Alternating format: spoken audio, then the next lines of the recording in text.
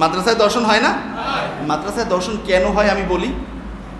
এখন সব কথা এখানে বলবো না, বললে অনেকের এত বেশি লাগবে যেটা হজম করার মতো ক্ষমতা না থাকতে পারে, কারণ আমি ছোট মানুষ, আমি ছোট কথাই বলি। মাদ্রাসায় দর্শন হয় এই কারণে, আপনি বাড়িওয়ালা, আপনি জায়গার মালিক, আপনি সহজে জান্নাতে যেতে চান আপনার কারণে।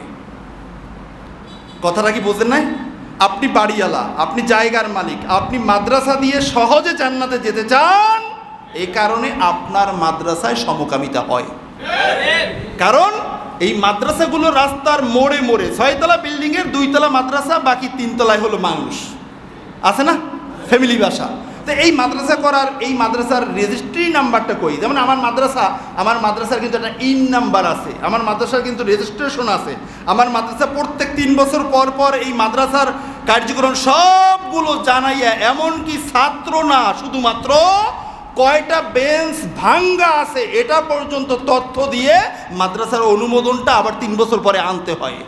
আপনি যে জান্নাতে যেতে চান সহজ সরলভাবে বাড়ির উপরে মাদ্রাসা কইরা, আপনার মাদ্রাসায় কোন টিচারটাকে নিয়োগ দেওয়ার সময় আপনি দেখছেন তার আমল আখলাক, তার স্বভাব চরিত্র, তার সার্টিফিকেট, তার ওস্তাদ কারা আপনি দেখেন নাই, আপনার এই রকমের কোনো রেজিস্ট্রেশন হয় না, কোনো জরিপ হয় না, আপনার মাদ্রাসায় ধর্ষণ হবে না, আপনার মাদ্রাসায় সমকামিতা হবে না।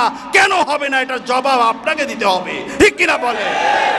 বন্ধুরা আমার, অযথা এখানে সেখানে পত্রিকায় এমন অনেক সময় দেখা যায় ছাত্রের চেয়ে শিক্ষক বেশি, ছাত্রের চেয়ে কি শিক্ষক বেশি। সরকারি বেতন খায় প্রাইমারি, হাই স্কুল, মাদ্রাসা, এর মাঝেও এমন আছে, পত্রিকায় প্রায় প্রায় হঠাৎ করে আসে যে এতজন ছাত্র এতজন শিক্ষক, ছাত্রের কোনো নাম নিশানা নাই, শিক্ষক আছে।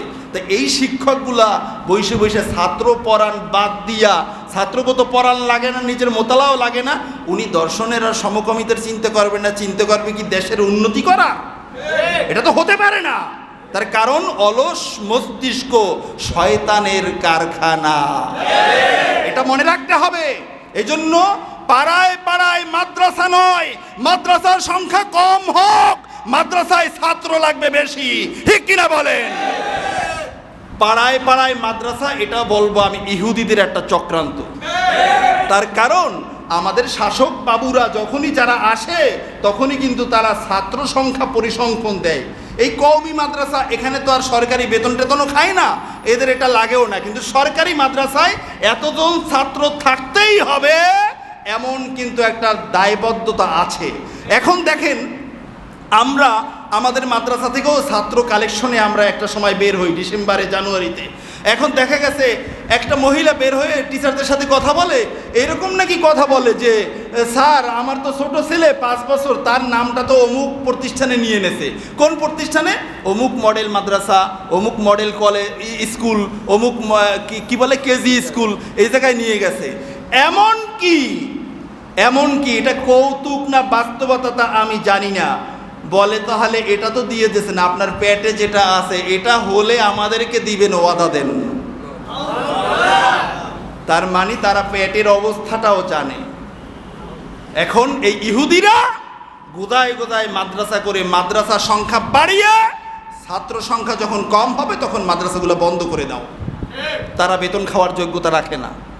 এই চিন্তা চেতনায় মাদ্রাসা ব্যাঙ্গের ছাতার মতো বেড়ে উঠছে। এত মাদ্রাসা নয়, যেই মাদ্রাসায় 50 জন ছাত্র নিয়ে 5 জন টিচার থাকে, এরকম 50 জন ছাত্রওয়ালা 5টা মাদ্রাসা বন্ধ করে একটা মাদ্রাসা করে ওই এক মাদ্রাসায় 50 জন টিচার নিয়োগ দেওয়া হোক, ঠিক কিনা বলেন? তাহলে এটা দেখাশোনা কারা করবে? কওমি যারা করে, কওমি কোনো বোর্ডের সাথে তাদের কোনো যোগাযোগই নেই। এরপরে এই কেজি স্কুল যারা করে, কেজির সাথে কোনো যোগাযোগই নেই, সরকারের সাথে কোনো যোগ সাজসই নাই, কোনো ভিজিট নাই, কোনো ধরনের তদারকি নাই, কিচ্ছু নাই।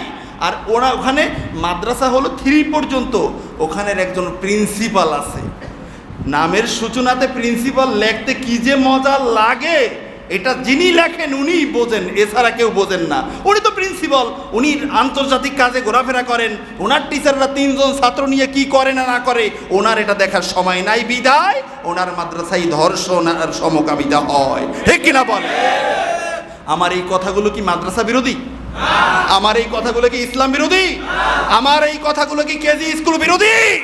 আমার এই কথাগুলো হলো কেজি স্কুল হোক, উন্নত হোক, মাদ্রাসা হোক, উন্নত হোক, গোজায় গোজায় দরকার নেই, এক জায়গায় অনেক ছাত্র নিয়ে মাদ্রাসা গড়ে উঠুক।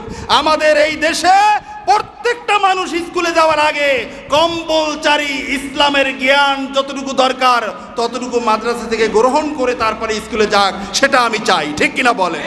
আল্লাহ রাব্বুল আলামিন আমাদের সবাইকে কবুল করে নেন, বলেন আমিন।